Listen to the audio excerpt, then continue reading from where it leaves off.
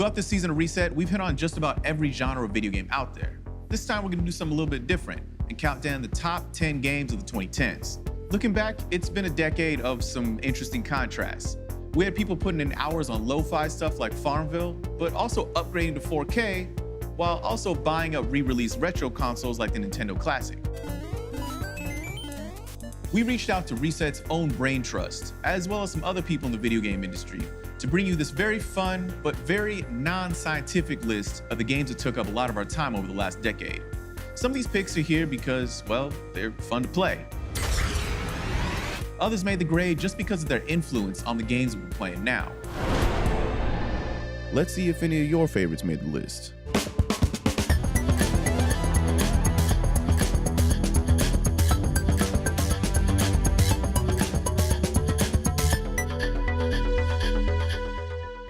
Kicking it off at number 10, we've got The Witcher 3. The Witcher series has been known as a lowbrow but a very entertaining fantasy series from Poland. And I think CDPR was able to translate that into a video game series that reads like a high fantasy romance novel, you know, where you're following this Fabio-esque man of mans through his adventures, and you really get to know him. You look like trouble. Dead wrong. I make trouble go away. I actually played The Witcher 3 in the hospital while my wife was delivering our first child. If she can be in there for 12, 16, sometimes a whole day without giving birth, and a lot of times she's sleeping. And so I actually brought my laptop with me, brought a controller, and I was sitting next to her, and I was just playing through The Witcher while we were waiting. After all that toil, I believe we deserve a bit of a rest. Up next, the competitive hero shooter that spawned a lot of clones, Overwatch. Draw. Overwatch is in my favorite games of the 2010s, largely because of the severe addiction that I developed to it. I play to win. I was so fascinated by all of these wonderfully colorful characters. I was so fascinated by this science fiction, futuristic-y world that, rather than being post-apocalyptic in the way that most other games tend to be, that it was more of a positive spin, imagining what a future could look like. And as the game continued to develop and they added more characters and more modes and more cosmetics so I could trick out my characters to look as cool as they could look, all of that just kept me going and really hooked me on Overwatch. Game number 8 is a more peaceful change of pace. Maybe you're more interested in making friends than destroying your enemies. Or maybe you want to grow pumpkins instead of growing your arsenal. If so, you might have spent some time in Stardew Valley. Part of what made Stardew Valley unique was that it came into a post-Minecraft world where games aren't just made and released. They are made and then released into communities where the game creators then ask, okay, what do you want us to do with this world? And Stardew Valley became a collaborative effort between the people who were playing it and the person who was making it, because Stardew Valley was largely made by one person. And I think that's why Stardew Valley had such an incredible, passionate audience. They knew they were becoming part of a community where they could influence the future of Stardew Valley, which is just a really different way of playing and experiencing video games in the modern era. Coming in at number 7, we have a familiar face, or rather a familiar mask. The game came out while I was in Atlanta filming Cobra Kai, and one of my castmates, Jacob, who has the mohawk on the show, came over, and we played the heck out of that game. Hi, is this the flight to Newark? Spider-Man was probably the most fun I had playing any campaign game in a while. I finished the whole thing in maybe 4 days, and I was so freaking stoked. I did all the side missions. Wow. I did everything. Some of my best memories are having a big boss battle, and I was like, no, I can't beat it. So, I passed him the controller, and he tried to beat it, and he couldn't beat it, and we'd go, and then finally, when one of us would beat the battle, we'd be like, yes! The reason it stood out more than other Spider-Man games, more than other video games, period, was just how much of a joy it was to swing through the city. And that seems like something that would be really hard to get right in a video game, and the developers at Insomniac obviously understood that as well, because It is such a joy just to go from one place to the next in Spider-Man, where you don't want to fast travel. You don't want to just immediately jump from one objective to the next. You actually want to swing from one place to the next, because they nailed one of the fundamental parts of Spider-Man as a character, which is, man, it would be really cool to swing through the city. And at number 6, the game that threw us all for a loop, Outer Wilds. Outer Wilds is so compelling because it uses music and environmental design and puzzles to communicate the history of this world. I would say that Outer Wilds is about exploration. You're playing a little astronaut who wants to make sense of the world, and you do that by going to all the planets in your little solar system. Your world is going to explode in 22 minutes. And at the end of every 22 minutes, that happens. And you get zapped back to the beginning of that loop. And you're tasked with figuring out what the hell is happening and if there's anything you can do to stop it. I think the first time I found the Hourglass Twins, which are a pair of planets, and the two of them are orbiting each other. As the sand fell off of one of the planets, it revealed things underneath, and as it filled up the other one, it made certain things accessible. This is not a puzzle I'm solving with a crank. I'm not putting a lever somewhere. It's physically really happening, and that made the entire space feel real and magical and unique. You may not have played Outer Wilds, go play it. At number 5, we have an elevated take on the post-apocalyptic survival genre. Oh man. I didn't know that I could feel so emotionally connected to video game characters and animated characters in general until this game. And those traumas and the things that they went through really had me crying. Henry, what have you done? I'm gonna get that gun from you, okay? And I love to see a queer character who just is a person. That wasn't what it was about. It wasn't demonized. It's not a gimmick. It's not a gimmick at all. Who the hell's Frank? He was my partner. Felt more like a prestige TV show than a lot of story-driven games have or do. Hey, we need help. Stop! Please. It's my daughter. I think her leg is broken. Stop right there! And I mean, the ending just still sticks with me to this day. I'll never forget the feeling I had when I finished the game. I've never had a feeling like that in a game before. Looks like we're walking. Up next at number 4, the Norse revival of a somewhat dormant franchise, God of War. The new setting brought some new challenges for Kratos. Can you kill something that big? I really respect the direction that Santa Monica Studios went with it. Great game, phenomenal music. Takes so much time. Perfection takes time, and it is never rushed on their part. So I like the character evolution. He goes from being a bloodthirsty killer and a god, and then demoted back to a human, to a father. We are not men. We are more than that. But I love how he does change as a person, and that he has to revisit that past. Much respect to that game. So We should finish this journey while I still have strength. Number 3 in the countdown is Rockstar's controversial cowboy blockbuster. Unlike a lot of other open world games, Red Dead Redemption 2 feels like a simulation. The world feels real and lived in. What Red Dead 2 tries to mimic is serendipity. I literally just walked down the street, I broke up a fight in a bar, and I got my ass kicked. I helped diffuse an argument between two brothers by shooting apples out their head, William Tell style. And then I shot off the handcuffs of a guard that was just running away off the side of the road. I don't think that we're gonna see a game quite like Red Dead Redemption 2 in a very, very long time, in how arduous it was in terms of detailing this realistic world, you know? It's still astounding to play today. I think it's the end of something. This is the last game that was made by the original Rockstar team. Red Dead Redemption 2 feels like the thing that they have been working towards their entire career. So I doubt we're going to see another game like Red Dead Redemption 2.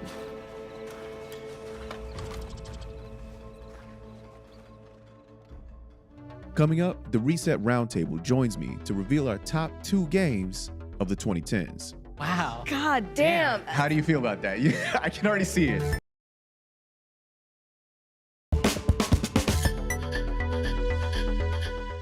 Welcome back. So now it's down to our top 2 picks for the best game. So it's time to check in with the Reset Roundtable. Today I'm joined in person, but from a distance, by Waypoint Radio's Austin Walker and Ricardo Contreras, aka Kato, and Motherboard staff writer Gita Jackson. So it's a good idea to pause here and make note of the fact that this list, this survey, is compiled from people who are professional game journalists, people in the industry. And I think that this list would look very different if we just went out, talked to a bunch of gamers, talked to a bunch of players and say, hey, what games have you been playing over the last decade? Okay, so let's see how these top picks shake out. Top 2 is between Breath of the Wild and Dark Souls. And it was close, as in down to 2 votes, which isn't all that surprising given the impact these games have had on the industry. Dark Souls is a third-person action-adventure game set in a crumbling medieval world. And I think one of the real appealing parts of the game is that it's very difficult and you die a lot. And somehow, even though the deaths in Dark Souls are brutal, and you are set back and you have to kind of fight back to the position that you were in, just getting past a few more bad guys to get past the point where you had died previously felt like an achievement. Why Breath of the Wild is the greatest Zelda game of all time? That's a very easy question to answer. It's the only Zelda game since the very first one to remember the pedigree of where Zelda was conceived from. Zelda was conceived from creator Shigeru Miyamoto's desire to recreate the adventures that he felt in his backyard. Within the first few seconds of Breath of the Wild, I knew they hit it. Because it just lands you in this open world and says, go forth, young man, and find adventure. And it turns out the number 2 spot in our survey was Breath of the Wild. Which means that Dark Souls is number 1. Darkness prevails. Wow. God damn. How do you feel about that?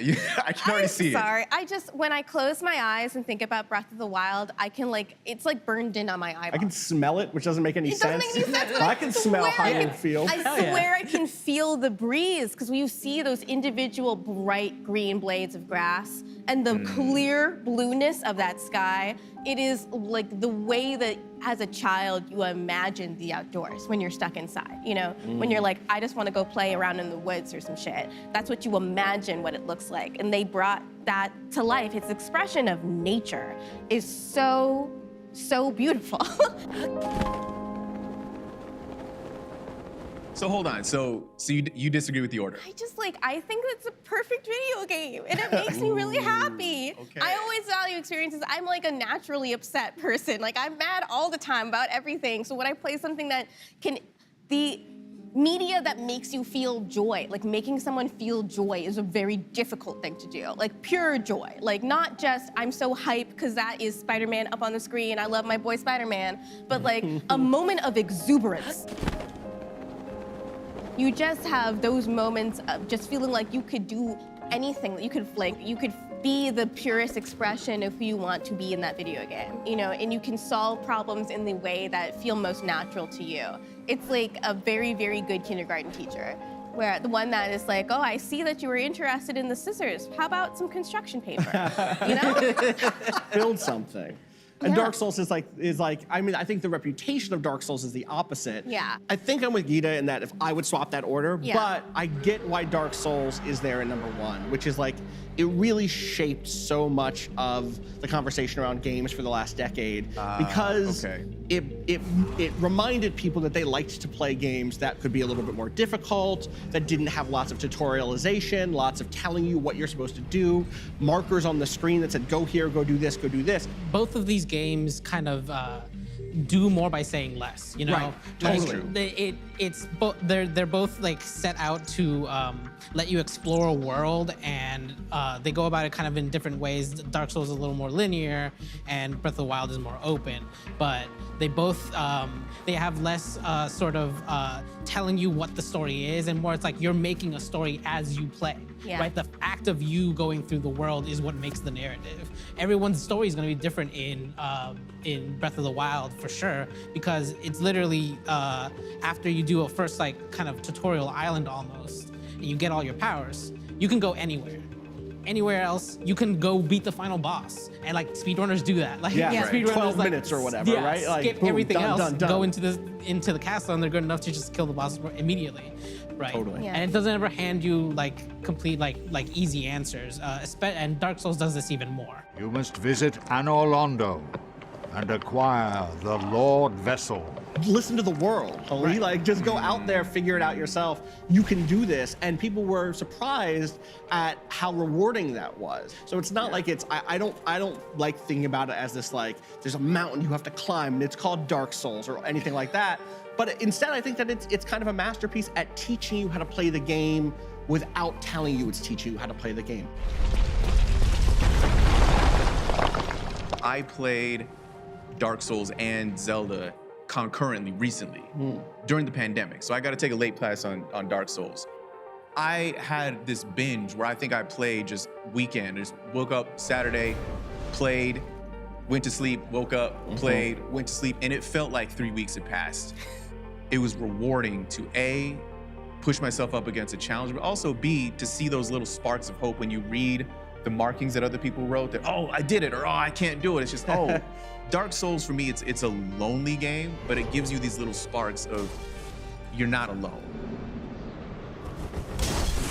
Breath of the Wild and Dark Souls are both games about humanity giving into its hubris, pushing themselves to the brink of devastation, and then raising questions as to whether or not it is worth going forward at all. Obviously, those two games arrive at different answers. Yeah. Breath of the Wild is this deeply optimistic, community-driven thing about bringing people together, reckoning with the mistakes that you made, and solving a bunch of puzzles and fighting big monsters along the way. It is a masterpiece. It is probably my favorite game of the decade. It is hard to compete with what Nintendo can do. The other game is Dark Souls, and not only does it lean that far into it, it actually kind of tries to wrap around at the end and kind of say like, actually maybe the next step forward should be darker than this. Maybe we go even further all the way into the darkness. Even though it is cloaked in that sort of shadow, it's a game that doesn't put you in that mode where you're just passively observing dark, cynical things happening, as we maybe do with The Last of Us or God of War. You're at least like trying to intercede here or there, trying to make sense of things in a way that I think, for me at least, is just a far more enjoyable way to engage with games than to kind of put the controller down, sit back, and then see misery happen on the screen. And just for me emotionally, at this moment in time during the quarantine, I feel like that's what I needed. So I'm gonna keep it at spot one. I agree. That's all I'm gonna say. I agree. And I think the combination of those two games at 1 and 2, I think is, whatever the order ends up being in your own personal heart, I think is kind of a perfect way to cap off the 2010s. Coming up, a couple of the countdown's biggest surprises. I'm personally surprised that Destiny isn't on this list at all.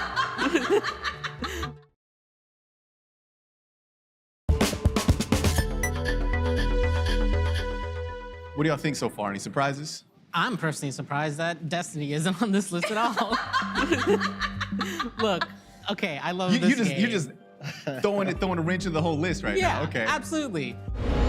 This franchise has been, like, through most of this decade, has been the one game that's kind of stuck with me, like, from when it launched in the early 2010s, you know?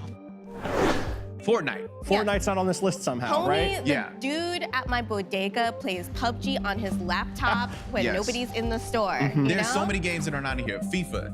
Yeah. needs Not on to this be in list. here. Yes. I wouldn't be caught dead playing FIFA. Okay, that's not true. I have played FIFA. And FIFA's good. FIFA's fine. Why do you hate FIFA? I'm not about FIFA. Wow. Because look, if I'm gonna play soccer, football for our friends outside the US, I want to play the real thing. Hello, son. Yakato is surprised Destiny's off the list, and I'm the person who's surprised that Red Dead Redemption 2 made it into the top 5.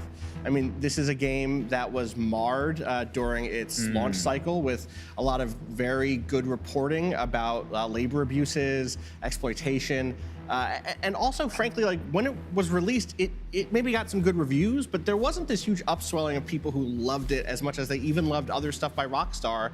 And so, you know, for me to like look at that list and see, like, oh, here is this thing, Red Dead Redemption 2, that in some ways is a representation of so much that goes wrong with this industry in terms of crunch, which is when people who make these games work for 50, 60, 70-hour weeks over and over and over again, sometimes for years at a time. There was just a messiness here that, to me, holds it back from being one of the things I would personally put in a top 10 list, let alone the top 5 of that top 10. Not a surprise, just in terms of I am very aware of its cultural impact, but Stardew Valley is like, that is a video game that people who do not normally play video games can pick up and play. And that completely changed people's lives. I guess now I am at a vantage point where I can understand how important this game was to the culture, but during the period of time where we're all in quarantine from COVID-19, that became an incredibly useful way for a lot of my friends who do not normally play games to like fill up the endless amounts of time. Like if your apartment is a mess, your farm in Stardew Valley can be incredibly, absolutely tight. I know people who just started over because they like the experience of going from having nothing to having something in that game. I thought it was interesting to see a game like that succeed. There was probably a time when a lot of people were looking at the market outside of Japan and saying, this ain't gonna work. Stardew is a game of a great deal of complexity. You're managing the timing on your crops. There is an entire like dungeon delving RPG thing. All of that stuff is like, you know, capital G gamer shit. Like that's EVE Online. Do you know what I mean? Like that is the stuff that's supposed to scare people away, and yet Stardew brings in people. And I think lessons can be learned from that. Yeah. And that is a wrap for this season of Reset, the unauthorized guide to video games. It's been fun, it's been weird, and I'll see y'all again soon.